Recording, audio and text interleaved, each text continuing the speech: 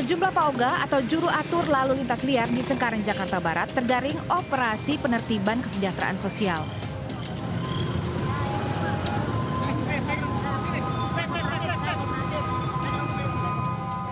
Dari operasi ini petugas mengamankan 2 PPKS yang berperan sebagai PAOGA. Sementara PAOGA lainnya berhasil kabur karena sudah mengetahui keberadaan petugas. Kedua PAOGA yang terjaring razia dibawa ke panti sosial untuk dibina lebih lanjut. Operasi ini dilakukan berdasarkan Peraturan Daerah Nomor 8 Tahun 2007 tentang Ketertiban Umum dan Perlindungan Masyarakat. Sejumlah lokasi yang menjadi sasaran penertiban antara lain Jalan Nirmala Cengkareng Barat, putaran balik imigrasi di Jalan Daan Mogot, serta eksit tol Rawabuaya di Jalan Outer Ring Road, Duri, Kosambi. Dari Jakarta, Rizky Malufi, iNews melaporkan. Cari, orang uang. Sebuah mobil sedan merah terbawa arus di Kecamatan Kroya, Kabupaten Indramayu. Warga dengan alat seadanya berupaya mengevakuasi kendaraan yang terbawa arus luapan Sungai Cibancong. Beruntung kendaraan yang ditumpangi rombongan pemain seni peran atau sandiwara tersebut berhasil dievakuasi. Namun sejumlah alat musik penunjang sandiwara rusak terendam air disertai lumpur.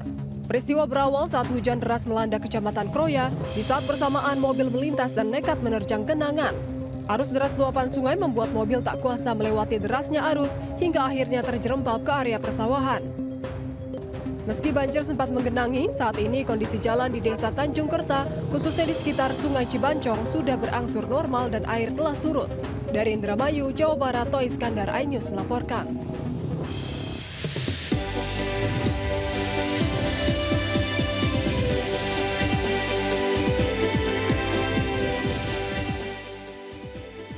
Satu nyawa melayang dalam balap liar sepeda motor di pantai Ujung Genteng, Sukabumi.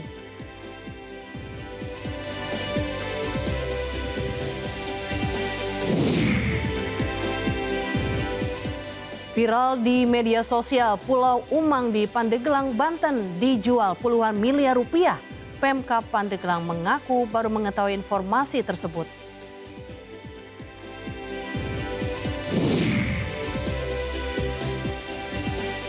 Israel menargetkan pusat industri di kota Nabatiyeh, Lebanon.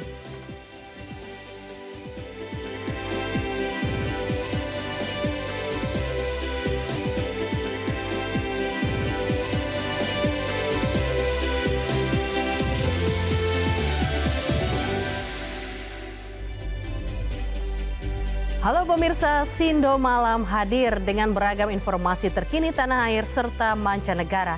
Bersama saya Raditya Ayu, inilah Sindo Malam selengkapnya.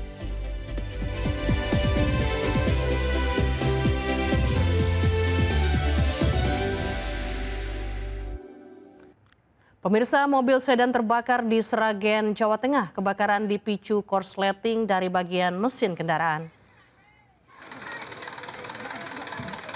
Api muncul dari kap mesin saat mobil melintas di Jalan Kampung Kedung Ngupit, Sragen, Jawa Tengah. Dalam waktu singkat, kobaran api membesar dan melahap seluruh bagian mobil. Warga berupaya memadamkan api dengan peralatan seadanya. Akses jalan sempit serta banyaknya kendaraan warga parkir membuat petugas pemadam kesulitan menuju lokasi. Tidak ada korban jiwa dalam peristiwa ini. Pengemudi dan seluruh penumpang berhasil menyelamatkan diri sebelum api membesar.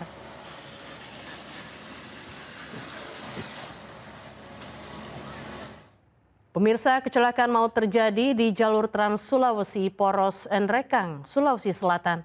Truk berjalan mundur menimpa mobil di belakangnya. 1 penumpang mobil tewas dan 5 korban lainnya luka-luka. Bisa. Nggak tahu bila apa ini.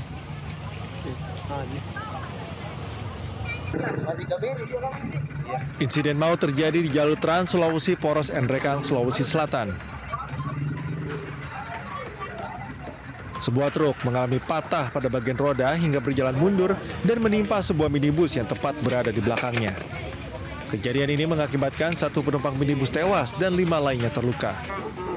Sejumlah pengendara dan warga sekitar berupaya mengevakuasi korban dan langsung dibawa ke rumah sakit terdekat.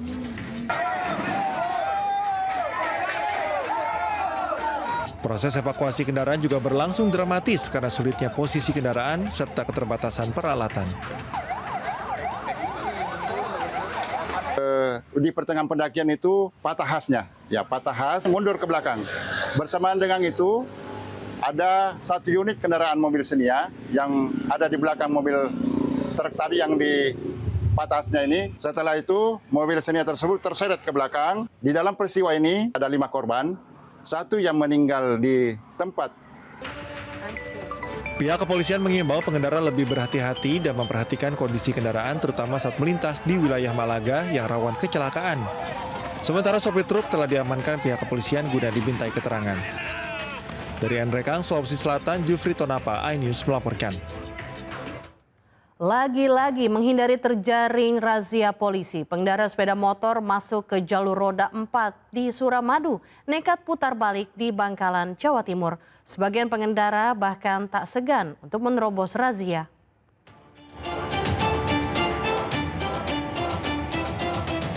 Para pengendara motor ini langsung menghentikan kendaraannya setelah melihat petugas kepolisian ada di bagian tengah jembatan Suramadu, Kabupaten Bangkalan. Mereka yang biasanya leluasa masuk ke jalur roda 4 kali ini tampak ragu untuk meneruskan perjalanan. Para pemotor tersebut lalu terpaksa putar balik ke arah utara guna menghindari razia polisi. Sebagian lainnya malah nekat menerobos dengan memacu kencang gas motornya atau masuk ke sisi tengah jalur roda 4 agar tidak terkena razia petugas di sisi pinggir jalan. Upaya razia pemotor ini dilakukan karena banyaknya pelanggaran yang mereka lakukan dengan masuk ke jalur roda 4 Suramadu. Padahal di atas jembatan terpanjang di Asia Tenggara ini juga tersedia jalur khusus roda 2 tersendiri baik dari arah selatan maupun utara. Aksi pelanggaran para pemotor ini memiliki resiko tinggi dan bisa menyebabkan kecelakaan lalu lintas karena jalur roda 4 Suramadu termasuk jalur cepat. Maraknya aktivitas kendaraan roda 2 atau sepeda motor yang banyak memasuki jalur roda 4 atau mobil di jembatan Suramadu, kami himbau kepada seluruh masyarakat atau pengguna jalan agar tidak melakukan hal yang serupa, karena hal tersebut akan membahayakan bagi diri sendiri dan juga pengendara lain. Kecelakaan lalu lintas atau kejadian kecelakaan lalu lintas banyak diawali dari adanya pelanggaran, sehingga kita menghimbau agar semua masyarakat atau pengguna jalan tertib dalam berlalu lintas untuk keselamatan bersama.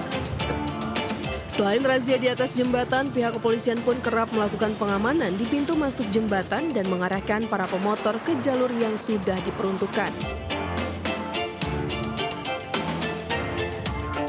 Pemirsa, 2 sepeda motor bertabrakan dalam balap liar di pantai Ujung Genteng, Sukabumi. Akibat peristiwa ini, 1 nyawa melayang.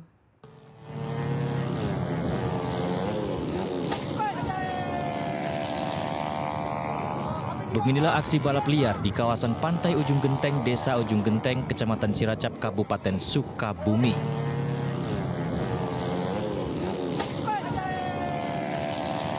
Dua sepeda motor tabrakan adu banteng dan mengakibatkan 1 orang meninggal dunia di lokasi. Sementara 1 orang lainnya mengalami luka berat.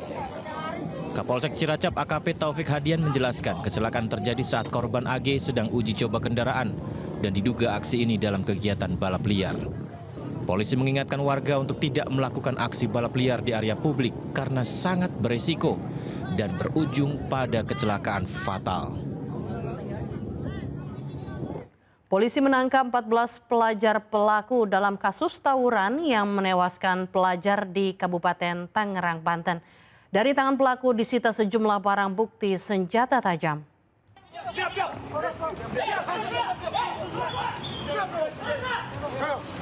1 dari 4 pelaku tawuran diringkus tim gabungan Satreskrim Polresta Tangerang di Tol Merak. Pelaku ditangkap ketika sedang melarikan diri dan akan menyeberang ke daerah Lampung.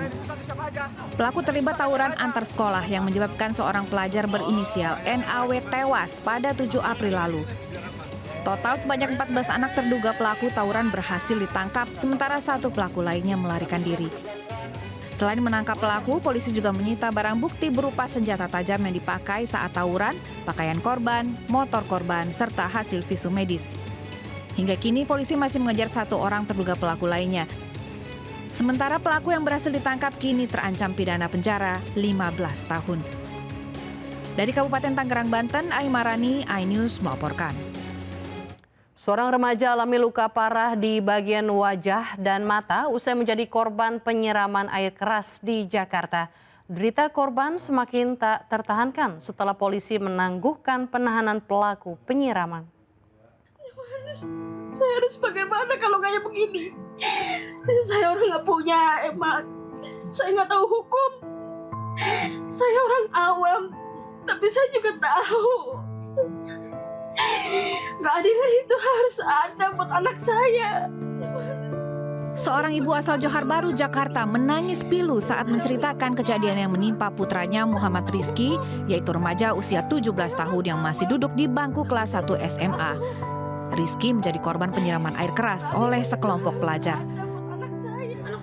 Sejak peristiwa penyiraman air keras itu, kondisi korban masih terbaring lemah di tempat tidur.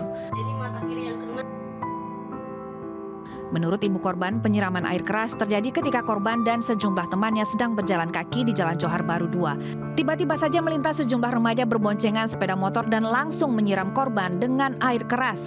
Akibat kejadian itu, Rizky menderita luka bakar serius di bagian wajah, mata, hingga ke leher. Meski telah 4 kali menjalani proses operasi, hingga hari ini kondisi kesehatan Rizky belum menunjukkan perkembangan. Saat korban masih terbaring lemah di tempat tidur, pihak keluarga mendapat kabar jika 2 tersangka yang sebelumnya ditahan justru kini mendapat penangguhan penahanan dengan alasan pelaku masih di bawah umur. Pihak keluarga berharap putra mereka kembali pulih dan pelaku bisa diproses hukum. Dari Jakarta, Rani Sanjaya, iNews melaporkan. Polisi meringkus komplotan begal sadis yang beraksi di wilayah Tangerang dan sekitarnya. Para pelaku kerap melukai korban dengan senjata tajam.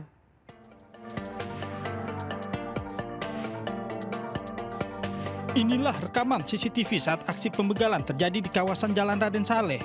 Terlihat 3 orang pelaku menghampiri korban yang sedang menunggu di depan sebuah toko. Dengan cepat, salah satu pelaku menodongkan senjata tajam jenis celurit, hingga korban tidak berdaya dan pasrah saat sepeda motornya dibawa kabur oleh para pelaku. Menindaklanjuti laporan korban, tim gabungan yang terdiri dari unit Jatanras, Resmob, dan unit Reskrim Polsek Ciledug langsung melakukan pengejaran terhadap para pelaku. Hasilnya, ketiga pelaku berhasil diringkus, di mana 1 orang yang merupakan eksekutor utama ditangkap di kawasan Tanah Sereal Tambora, Jakarta Barat, sementara 2 rekannya ditangkap di lokasi berbeda. 3 orang pelaku, di mana 2 orang pelaku sudah ditangkap dan diproses hukum terlebih dahulu. Selanjutnya untuk tersangka atas nama Bule ini diamankan tadi malam oleh tim gabungan Opsional Satreskrim Polres Metro Tangerang Kota. Itu merupakan residivis, sebelumnya sudah pernah dilakukan proses hukum dan ditahan di Cipinang. Kini ketiga pelaku mendekam di sel tahanan Polsek Ciledug untuk mempertanggungjawabkan perbuatannya. Para pelaku pun terancam hukuman di atas 5 tahun penjara. Dari Tangerang, Banten, Sukro iNews melaporkan. Pemirsa, polisi membongkar peredaran narkoba cair dengan modus pengiriman memakai jasa ojek online. Dari penggerebekan di 2 lokasi di Jakarta Timur, seorang pengedar ditangkap beserta puluhan cartridge berisi narkoba cair. Orang yang mana? Berawal dari laporan seorang pengendara ojek online terkait barang kiriman yang dicurigai berisi narkoba, polisi kemudian langsung bergerak. Bersama pengendara ojek lain, petugas mendatangi sebuah kontrakan di kawasan Matraman, Jakarta Timur. Diam. Bebas reskrim. Di lokasi polisi langsung menangkap seorang pelaku bernama Ananda. Ini apa nih? Ini punya dia, ini sabunya, ini. Apa nih? Ini liquidnya? Iya. Ini apanya? Ini sabunya. Ini sabunya? Iya. Titipan dia baru mau dikirim-kirimin. Kirimin kemana? Alamatnya belum dikirim semua, Bang. Cukup. Tidak hanya menangkap pelaku, tim tengkorak juga menemukan beragam barang bukti narkoba siap edar, antara lain 2 paket sabu, ganja, serta puluhan cartridge berisi narkoba cair. Ini 50. 50. Harusnya tuh ini tiga-tiganya harus aku buy, cuman si Poku perintah ini nanti Dipecah. aja pagi. Ya. Ini? Jualnya pakai ini ya, pakai Instagram itu ya? Oh enggak, saya cuman gitu. Petugas juga mendatangi sebuah apartemen di kawasan Penggilingan, Jakarta Timur yang diduga sebagai tempat persembunyian dari pengendali barang-barang haram itu. Nilai barang bukti narkotika diperkirakan mencapai lebih kurang 410.781.120 rupiah dan berpotensi menyelamatkan sekitar 831 jiwa. Untuk pengembangan lebih lanjut, tersangka dan seluruh barang bukti kini dibawa ke gedung Bareskrim. Dari Jakarta, Helmi Sajangbati, iNews melaporkan. Pemerintah Kota Cirebon, Jawa Barat menetapkan kejadian luar biasa atau KLB penyakit campak. Di rumah sakit rujukan ada 2 pasien meninggal dunia akibat penyakit campak.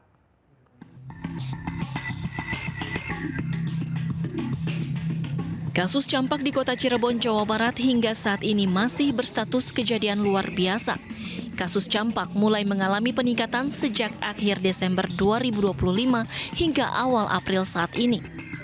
Dinas Kesehatan Kota Cirebon mencatat kasus campak di tahun 2025 mencapai 238 kasus. Sementara di tahun 2026 hingga Februari tercatat sebanyak 150 kasus.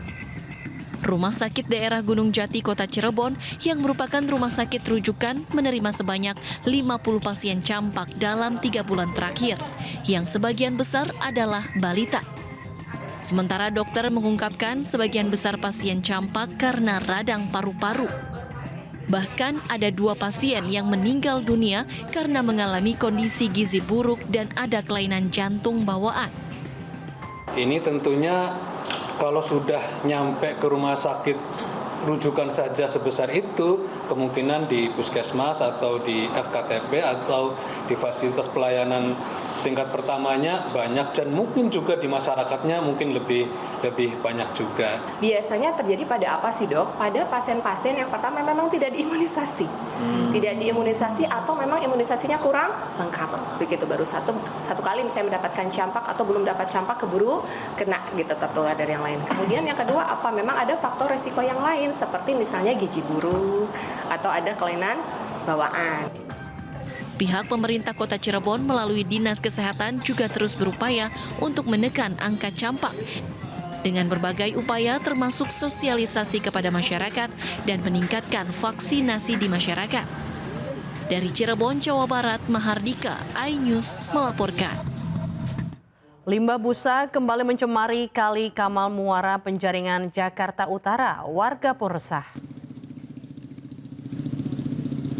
Limbah busa di Kali Kamal Muara ini kerap muncul dan belum ada penanganan konkret dari petugas terkait. Tebalnya busa membuat petugas badan air kesulitan membersihkan sampah di permukaan kali. Warga kian resah karena busa kerap terbang, terbawa angin hingga jalan dan permukiman. Limbah busa diduga berasal dari limbah rumah tangga dan pabrik di sepanjang aliran Kali Kamal Muara. Busa mulai muncul saat rumah pompa menyedot air ke laut.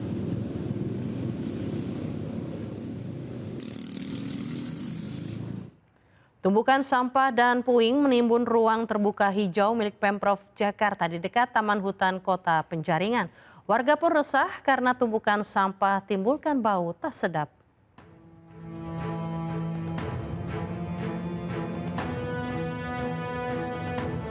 Tumpukan sampah dan puing menghiasi pemandangan di Jalan Kepanduan 2, Penjaringan, Jakarta Utara.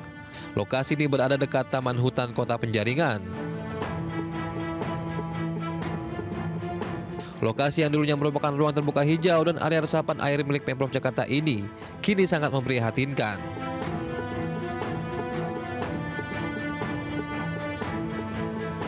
Timbunan sampah menimbulkan bau tak sedap dan mengganggu kenyamanan warga. Petugas sudah memberikan teguran kepada lapak-lapak yang diduga membuang sampah di lokasi. Ya, tindakan pertama kita melakukan himbauan persuasif pertama dengan lisan. Kita sudah lakukan, namun laporan berulang tindak lanjutnya, upaya-upaya yang dilakukan oleh Kelurahan Pejagalan adalah mengeluarkan surat himbauan tertulis terhadap lapak-lapak yang ada, lapak tumpukan sampah yang berada di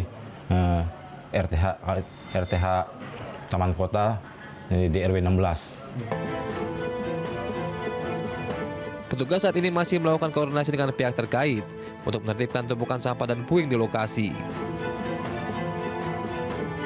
Dari Jakarta, Sofyan Firdaus, iNews melaporkan. Memperingati hari ulang tahun ke-25 Pasmar 2, Dispen Kormar TNI Angkatan Laut Probolinggo menggelar bakti sosial di kawasan lautan pasir Gunung Bromo, Desa Ngadisari, Sukapura, Kabupaten Probolinggo, Jawa Timur, Sabtu pagi. Kegiatan ini bukan sekedar seremonial, melainkan wujud nyata kepedulian dan pengabdian Korps Marinir kepada masyarakat. Kegiatan bakti sosial ini dipimpin langsung Komandan Pasmar 2, Majen TNI Mar Dr. Oni Junianto dan dihadiri Forkopimda Probolinggo. Selain memberikan manfaat langsung bagi masyarakat, bakti sosial juga diharapkan dapat meningkatkan kualitas kesehatan masyarakat. Pada kesempatan ini, Korps Marinir membagikan 250 paket sembako, menggelar pengobatan gratis dan aksi bersih-bersih lautan pasir sebagai bentuk kepedulian bersama terhadap kelestarian lingkungan.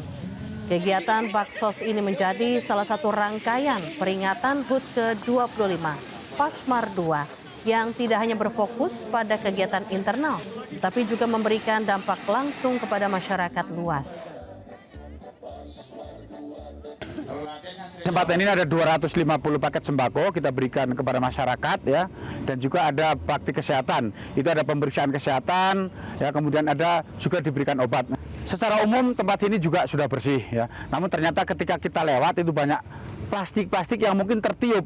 Nah, gerakan ini sebagai bentuk kepedulian kita ya, bahwa sekecil apapun sampah, ayo kita kumpulkan, kita buang di tempatnya. Kita bersama-sama untuk terus melanjutkan kapanpun menjadi budaya bersih tanpa sampah dan budaya silaturahmi memegang teguh erat persaudaraan ya, dalam ikatan Bhinneka Tunggal Ika. Eksekusi lahan seluas 12 hektar di Padang, Sumatera Barat berakhir ricuh. Warga mengklaim pemilik sah tanah menghadang jurusita pengadilan. Informasi selengkapnya usai jeda, tetaplah di Sindo Malam.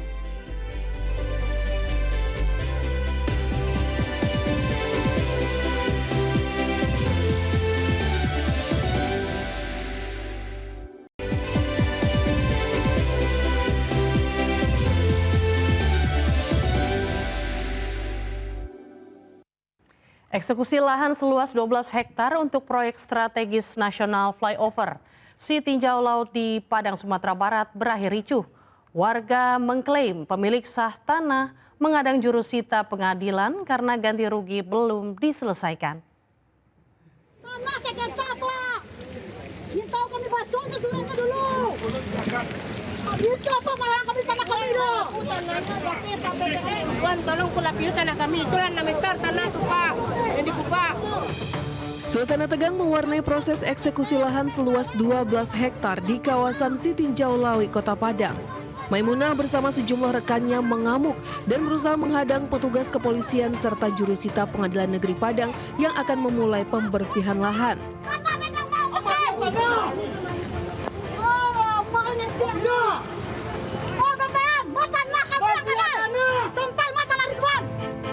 Amok massa ini terjadi karena warga merasa hak atas tanah mereka belum dibayarkan. Padahal lahan ini merupakan titik krusial pembangunan flyover yang menghubungkan Kota Padang dengan Kabupaten Solo. Diketahui proyek ini telah terhambat selama 6 bulan. Pemerintah sebenarnya telah menitipkan dana konsinyasi sebesar 12 miliar rupiah di pengadilan. Namun dana tersebut belum bisa dicairkan karena adanya sengketa antara Maimunah yang mengklaim tanah Pusako Tinggi dengan pihak lain bernama Ridwan. Meski sempat terjadi blokade dan pemagaran oleh warga, petugas akhirnya tetap melakukan eksekusi sesuai surat putusan pengadilan dengan pengawalan ketat aparat. Di sini dasar hukumnya adalah Pasal 98 Peraturan Pemerintah Nomor 19 Tahun 2021 tentang penyelenggaraan pengadaan tanah bagi pembangunan untuk kepentingan umum Undang-Undang Nomor 2 Tahun 2012 tentang pengadaan tanah bagi pembangunan untuk kepentingan umum. Berarti saat ini uang ganti ruginya di pengadilan ditahan negeri dulu ya, Padang, Pak? ditahan dulu sementara. Apa nilainya, Pak? Itu lebih kurang 12 miliar. 12 miliar lah lebih kurang ya. Ada perlawanan tadi, Pak? Ada perlawanan sedikit, cuma bisa diatasi. Dan pengadilan negeri melakukan eksekusi atas dasar sudah dikonsinyasi. Coba saya pun belum paham apakah dasar itu, dasar dari konsinyasi bisa mengeksekusi pihak ketiga. Seharusnya kan upaya hukumnya kalau Bu Maimunah menguasai lahan dia tidak punya dokumen apa kan hukum pidana, penyerobotan tanah. Jadi dipakailah tangan pengadilan untuk mengeksekusi pihak ketiga. Tetapi termohonnya adalah Ridwan. Proyek flyover Sitinjau Lawi sendiri merupakan salah satu proyek prioritas untuk mengurangi angka kecelakaan di jalur ekstrim tersebut.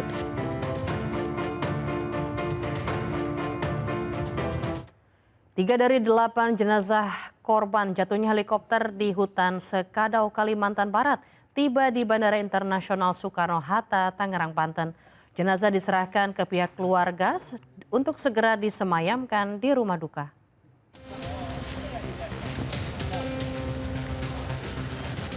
Tiga jenazah korban jatuhnya helikopter di Sekadau, Kalimantan Barat tiba di Terminal Kargo Bandara Internasional Soekarno-Hatta, Tangerang, Banten, Sabtu siang dari Pontianak, Kalimantan Barat. Ketiga jenazah masing-masing bernama Harun Ar-Rasyid dan Tan Keng Liam yang merupakan warga negara Indonesia serta satu warga negara Malaysia bernama Patrick Ki Chuan Peng. Setibanya di terminal kargo, ketiga jenazah langsung diserahkan kepada pihak keluarga untuk dibawa ke rumah duka masing-masing. Korban Harun Ar-Rasyid yang diketahui sebagai teknisi helikopter langsung dibawa ke Cimahi, Jawa Barat untuk dimakamkan oleh pihak keluarga. Sementara itu, jenazah Tan Keng Liam dibawa ke rumah duka Heaven Fluid, Jakarta Utara untuk disemayamkan. Sedangkan satu jenazah warga negara Malaysia dijadwalkan akan diterbangkan kembali ke negara asalnya pada Sabtu sore. Kedatangan 3 jenazah, yang 1 WNA, yang 2 WNI, ya alhamdulillah sudah berjalan dengan lancar. Nanti rencana untuk WNA-nya yang ke Malaysia, nanti naik pesawat Malaysia Airlines, kode pesawat MH720 gitu. Nanti jam 16.10 dia take off. Lanjut nanti yang 2 jenazah selanjutnya itu dibawa ke Cimahi, Bandung dan ke Grand Haven. Sebelumnya, helikopter Airbus H130 PKCFX dilaporkan hilang kontak pada Kamis 16 April lalu. Helikopter jatuh saat melakukan penerbangan dari Kabupaten Melawi menuju Kubu Raya, Kalimantan Barat. Dari Tangerang, Banten, Hasnugara, iNews melaporkan. Viral di media sosial, Pulau Umang di Pandeglang, Banten disebut dijual hingga puluhan miliar rupiah. Pemerintah Kabupaten Pandeglang mengaku baru mengetahui informasi tersebut, sementara KKP sudah menyegel pulau tersebut. Informasi penjualan Pulau Umang yang beredar luas di media sosial menjadi perhatian publik. Pulau wisata di Kabupaten Pandeglang ini dikenal sebagai salah satu destinasi resort eksklusif dengan nilai investasi tinggi. Menyikapi hal tersebut, Wakil Bupati Pandeglang menyampaikan bahwa pemerintah Kabupaten Pandeglang baru mengetahui informasi tersebut dari media sosial. Jujur saja saya baru mendengar dari teman-teman media bahwa Pulau Umang itu ada pamflet jual beli sebesar 65 miliar ya kalau tidak salah. Nah, termasuk sekarang sudah ditutup oleh KKP. Dan saya tadi sudah mengecek ke bagian aset, ternyata Pulau Umang tersebut tidak masuk ke dalam BMD atau barang milik daerah. Yang termasuk dan tercatat pulau barang milik daerah itu hanya 2 pulau, Pulau Popole dan Pulau Liungan. Sehingga tentu itu di luar daripada kewenangan kami sebagai pemerintah daerah seperti itu. Sementara itu, dalam hasil penelusuran pemerintah pusat melalui Kementerian Kelautan dan Perikanan, ditemukan adanya potensi pelanggaran terkait perizinan pemanfaatan ruang laut, termasuk belum terpenuhinya dokumen perizinan. Sisi lain, kami juga baru hari kemarin sore ya, kita melakukan penyegelan juga di Pulau Umang. Pulau Umang sini, Banten. Kenapa? Kami mendapati di sosial media itu ada penjualan pulau Umang. Pulau kok dijual, ya kan? Maka negara hadir situ. Kemarin sore kami segel lagi dan hasil pemeriksaan ternyata pulau tersebut dimiliki oleh perorangan. Nah, ini juga ini pertanyaan, apakah boleh? Atas temuan tersebut, petugas sempat melakukan penyegelan sementara terhadap area resor sambil menunggu proses penertiban dan kelengkapan administrasi perizinan. Dari Pandeglang, Banten, Tebi Febrianto, iNews melaporkan. Baru dilantik 6 hari, karangan bunga ucapan selamat pun belum kering. Ketua Ombudsman Republik Indonesia Heri Susanto ditangkap Kejaksaan Agung. Heri diduga terima suap 1,5 miliar rupiah dalam kasus korupsi tambang nikel.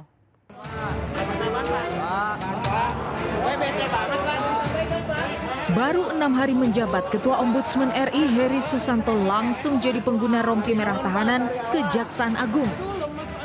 Heri ditetapkan tersangka dan ditangkap terkait kasus dugaan korupsi tata kelola tambang nikel di wilayah Sultra periode 2013-2025. Dalam perkara itu, Heri diduga menerima suap 1,5 miliar rupiah dari PT TSHI agar Ombudsman mengoreksi perhitungan PNBP. Pada saat ini tersangka dilakukan penahanan selama 20 hari ke depan di Rutan Salemba, Cabang Kejaksaan Negeri Jakarta Selatan. Penangkapan Heri Susanto menambah panjang daftar ironi pejabat negeri ini.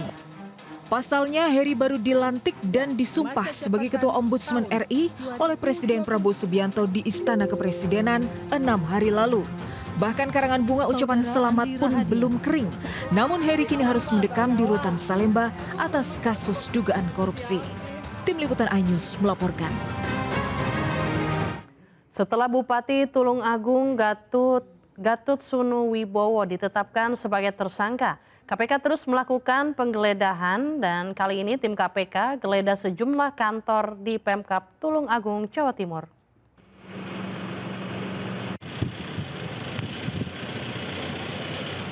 Jumat pagi sekitar pukul 9, tim KPK tiba di kantor Pemkab Tulung Agung, Jawa Timur.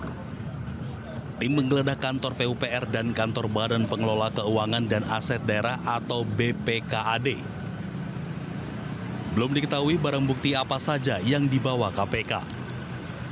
Selain menggeledah beberapa ruangan, tim KPK juga mengumpulkan sejumlah pejabat dan puluhan kepala OPD.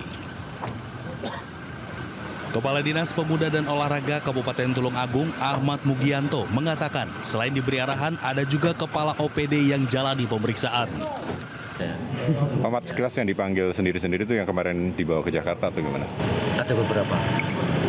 Ada yang baru, ada yang baru. Itu di ruangan yang sama atau dari tempat yang sendiri? Di Raja Mukti semua. Sebelumnya, KPK sudah menggeledah ruangan dan rumah Bupati Tulung Agung Gatut Sunu Wibowo.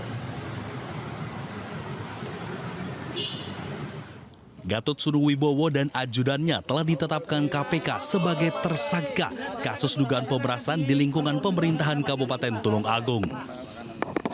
Keduanya menjadi tersangka kasus dugaan pemerasan di lingkungan pemerintahan Kabupaten Tulung Agung.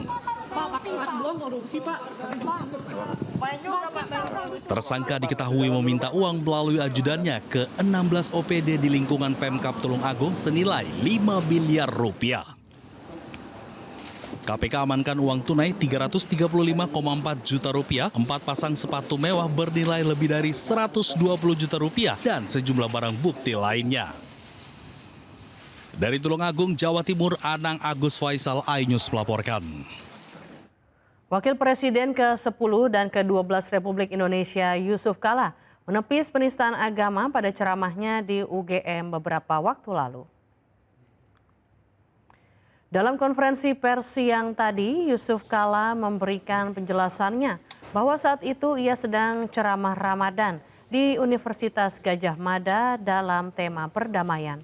JK kemudian menceritakan mengenai konflik sekelompok orang yang berujung pada kerusuhan besar dan membawa-bawa agama.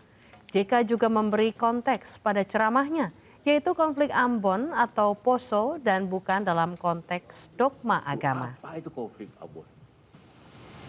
Kenapa agama, saya bacakan ulang supaya tahu, kenapa agama menjadi alasan konflik kayak di Poso dan Ambon.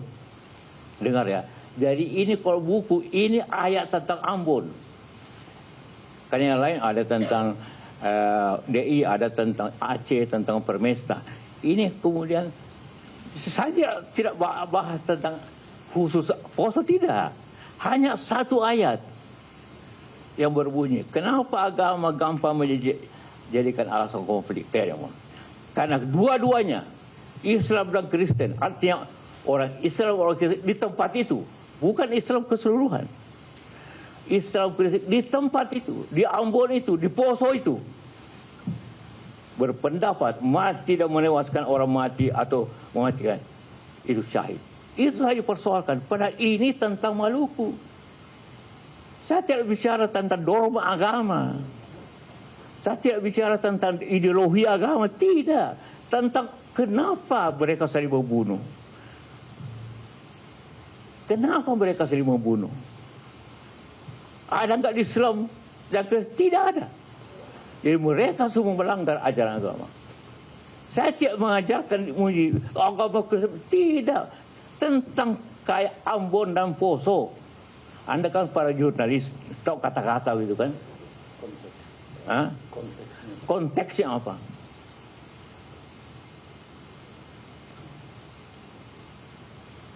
Semua pihak. Kristen juga berpikir begitu. Artinya karena saya bicara di kalangan Islam, sehingga zakat semua pihak, ya artinya Islam dan Kristen juga berpikir begitu. Kalau saya bunuh orang Islam, maksudnya saya syahid. Kalau saya mati pun syahid. Akhirnya salah susah berhenti konfliknya orang yang membawa agama. Dan saya bilang kedua-duanya. Karena kedua-duanya. Sebelumnya, ceramah Wakil Presiden ke-10 dan 12 Yusuf Kala di Masjid Universitas Gadjah Mada menjadi sorotan. Dalam ceramahnya, JK sempat menyinggung konflik di Poso dan Ambon dan menyinggung kata mati syahid bagi umat Kristen. Ceramah Yusuf Kala di Masjid Universitas Gadjah Mada pada Maret lalu mendapat sorotan. Gamki dan lembaga Kristen lain menyoroti pernyataan Yusuf Kala saat ceramah di Masjid Universitas Gadjah Mada. Yusuf Kala sempat dilaporkan ke polisi dengan dugaan penistaan agama. Kenapa agama gampang jadikan alasan konflik? Kayak di Poso, Ambon. Karena kedua-duanya Islam dan Kristen berpendapat mati atau menewaskan orang, mati atau mematikan itu syahid. Semua pihak Kristen juga berpikir begitu. Kalau saya bunuh orang Islam, saya syahid. Kalau saya mati pun saya syahid. Akhirnya susah berhenti. Ya pemirsa, kita ke informasi lainnya. Kementerian Haji dan Umroh Republik Indonesia melepas ratusan petugas penyelenggara ibadah haji di Asrama Haji Pondok Gede, Jakarta. Petugas haji perempuan mendapatkan porsi lebih besar dari tahun sebelumnya demi mendukung tema haji tahun ini, ramah lansia, disabilitas, dan perempuan. Kementerian Haji dan Umroh Republik Indonesia melepas sebanyak 322 petugas penyelenggara ibadah haji Arab Saudi 2026 di Asrama Haji Pondok Gede, Jakarta Timur. Lantunan doa mengiringi perjalanan rombongan para petugas haji menuju Bandara Internasional Soekarno-Hatta. Keberangkatan para petugas haji ini lebih cepat beberapa hari sebelum calon jamaah haji kloter pertama gelombang 1 tiba di Madinah, Arab Saudi. Ya pemirsa, saat ini saya bersama dengan para petugas haji lainnya sudah bersiap untuk terbang menuju ke bandara di Mekah, Arab Saudi. Nantinya kami para petugas akan dibagi menjadi 2 dakar bandara dan juga dakar Madinah. Nantinya para petugas Haji Dakar Bandara dan Madinah akan mengecek kesiapan semua layanan menyambut kedatangan para calon jemaah haji gelombang 1 yang akan tiba di Madinah. Mengusung tema haji ramah lansia, disabilitas, dan perempuan, petugas haji perempuan kali ini mendapat porsi lebih besar dari tahun sebelumnya. Dan kita ketahui juga bahwa tahun ini jemaah haji kita itu adalah banyak yang perempuan, dan selain perempuan juga mereka adalah lansia. Saya sebagai tenaga kesehatan itu merasa bahwa ibu-ibu atau jemaah perempuan ini akan lebih nyaman, akan lebih terbuka dengan sama-sama perempuan. Jadi saya merasa sangat penting dong kita sebagai perempuan itu untuk mendampingi para jemaah haji. Diharapkan para petugas haji dapat memberikan pembinaan, pelayanan, dan perlindungan kepada para calon jemaah haji dengan baik dan sesuai syariat. Dari Jakarta, Eti Juwitasari melaporkan. Ya, menjalankan ibadah haji menjadi idaman umat muslim seperti nenek penjual cilok di Pasuruan, Jawa Timur. Setelah menabung Rp10.000 per hari selama 50 tahun, jemaah tertua asal Pasuruan ini dapat berangkat ke Tanah Suci Mekah bersama anaknya tahun ini.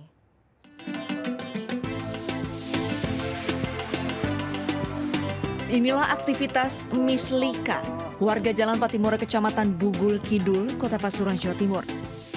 Setiap hari ia berjualan cilok, mendorong gerobak dari rumahnya keliling kampung.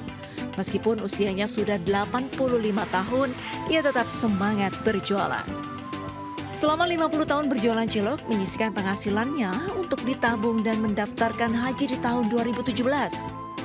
Uang pendaftaran awal sebesar Rp25 juta diperoleh dari menabung di bank. Untuk angsurannya setiap hari menabung Rp10.000 dari hasil berdagang. Ibu senang nggak, Bu, bisa naik haji? Senang. Senang sekali. Itu memang cita-cita dulu? Iya. Cita-cita dulu? Iya. Itu hasil dari jualan cilok itu ya? Tabung arisan. Ikut arisan? Iya. Oh, setelah dapat arisan di mana? Tabung. Ditabung? Iya. Akhirnya naik haji ini ya? Iya. Nenek Mislika akan berhaji menunaikan rukun Islam kelima, didampingi anaknya yang akan berangkat dalam kloter 10 embarkasi Surabaya Kamis depan. Bahkan Nenek Mislika tercatat sebagai jamaah tertua di kota Pasuruan. Dari Pasuruan, Jawa Timur, Jaka Samudra, iNews melaporkan. Sementara itu, nenek penjual tempe di Kulon Progo, Yogyakarta akan berangkat menunaikan ibadah haji tahun ini. Menyisihkan uang hasil berjualan tempe di pasar tradisional selama 40 tahun. Sang nenek dapat mewujudkan keinginannya menuju Baitullah.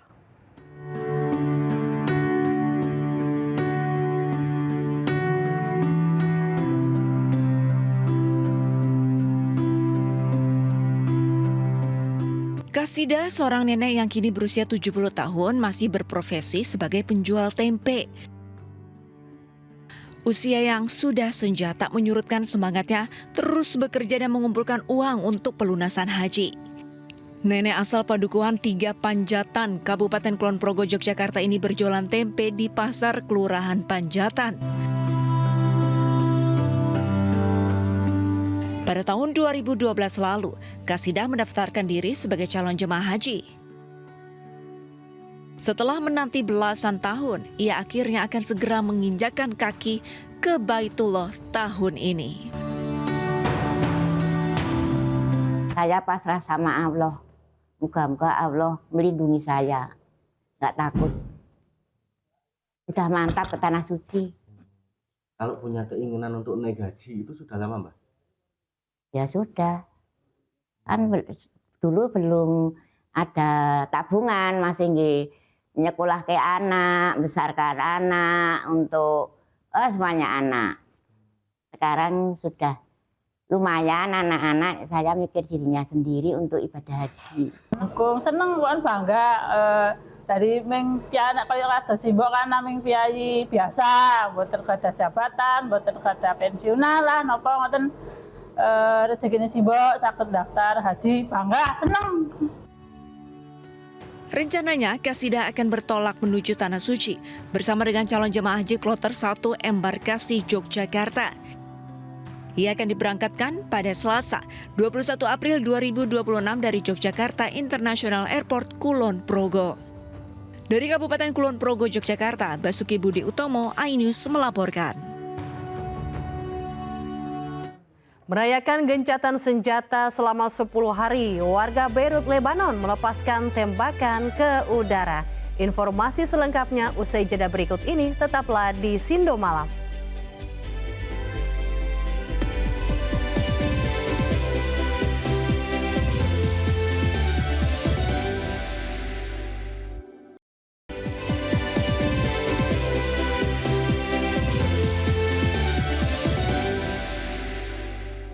Ya, Anda masih menyaksikan Sindo Malam, pemirsa. Di tengah gencatan senjata, saling serang antara Israel dengan Hizbullah terus terjadi. Sistem pertahanan Israel pun disibukkan dengan roket-roket Hizbullah yang menyerang kota-kota yang diduduki Israel. Roket-roket Hizbullah menghujani kota Naharia yang diduduki oleh Israel. Sirine pun terus berbunyi tanpa henti saat rudal memasuki langit kota Naharia. Sistem pertahanan milik Israel, Iron Dome, pun terus dikerahkan untuk mencegah rudal-rudal ini jatuh di kota Naharia.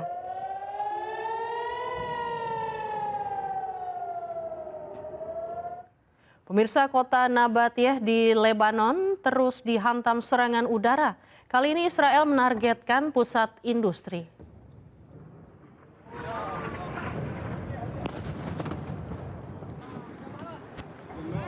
Rekaman video ini merekam detik-detik saat Israel menyerang kota Nabatiyah. Israel menargetkan zona industri dan sekitar supermarket Taufir di Jalan Nabih Berri.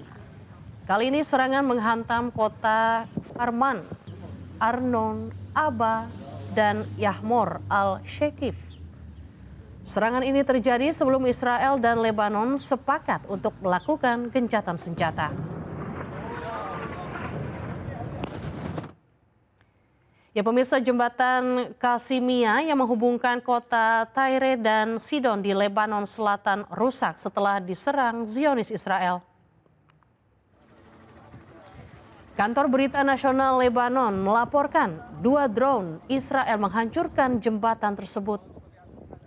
Sementara itu, tentara Israel memperbarui peringatannya kepada penduduk Lebanon Selatan, mendesak mereka untuk pindah ke utara Sungai Zahrani. Bentrokan di Lebanon meningkat pada 2 Maret setelah Hizbullah meluncurkan roket ke arah Israel sebagai pembalasan atas pembunuhan pemimpin tertinggi Iran Ali Khamenei.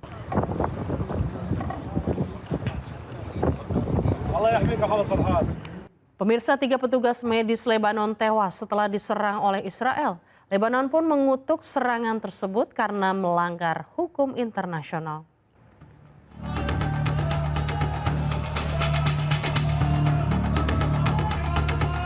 Puluhan orang berkumpul di Nabatiyah, Lebanon Selatan untuk memberikan penghormatan terakhir kepada Mahdi Abu Zaid, seorang petugas medis Lebanon yang tewas bersama rekan-rekannya saat bertugas.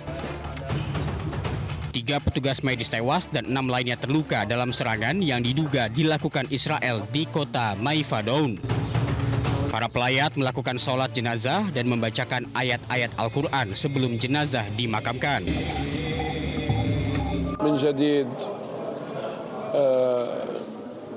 يعني يثبت للعالم أن إسرائيل هي لا تراعي أي معايير وأي احترام للمواثيق الدولية. اليوم عم نزف شهيد كان عم يؤدي واجب إنساني. Sejak 2 Maret, 42 petugas medis tewas akibat serangan Israel. Lebanon pun mengutuk serangan tersebut karena melanggar hukum internasional.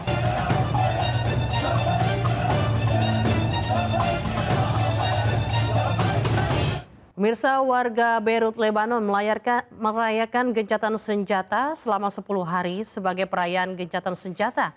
Tembakan dilepaskan ke udara.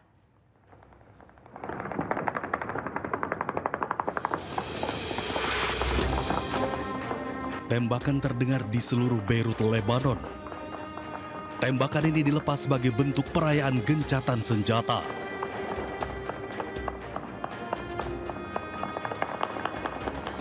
Warga melepaskan tembakan bertubi-tubi ke udara untuk merayakan dimulainya gencatan senjata. Gencatan senjata selama 10 hari antara Israel dan Lebanon dilaporkan mulai berlaku pada pukul 00 pagi waktu setempat hari Jumat.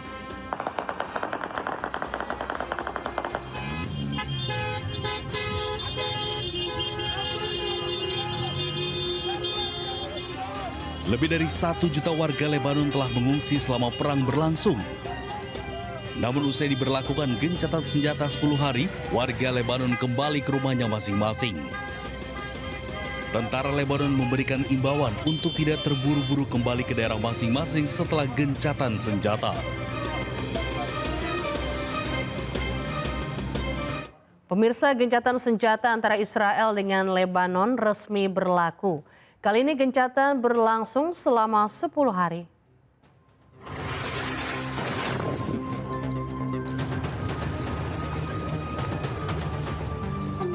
Israel terus membombardir kota-kota di Lebanon.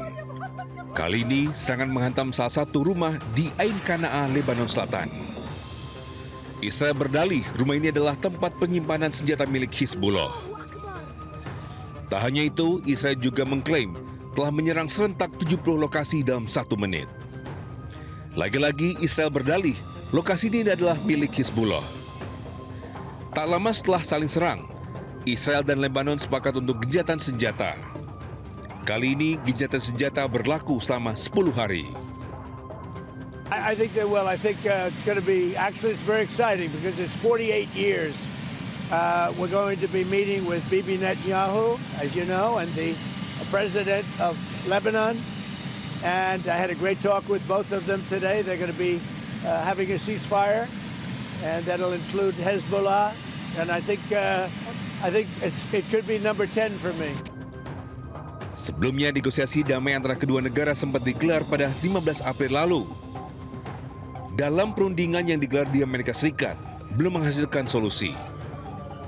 Akhirnya pertemuan dilanjutkan di Amerika Serikat dan kedua negara sepakat untuk gencatan senjata. Ya, informasi tadi mengakhiri Sindo Malam hari ini. Anda bisa mendapatkan informasi terkini dan terbaru di kanal YouTube Sindo News dan atau melalui portal yang menghadirkan berita daerah, berita nasional, dan berita internasional di sindonews.com. Mari berbagi untuk masyarakat yang terdampak bencana di tanah air melalui MNC Peduli dengan berdonasi pada rekening di bawah ini atau scan QR dengan aplikasi uang digital Anda. Saya Raditya Ayu beserta kerabat kerja pamit undur diri. Selamat malam dan sampai jumpa.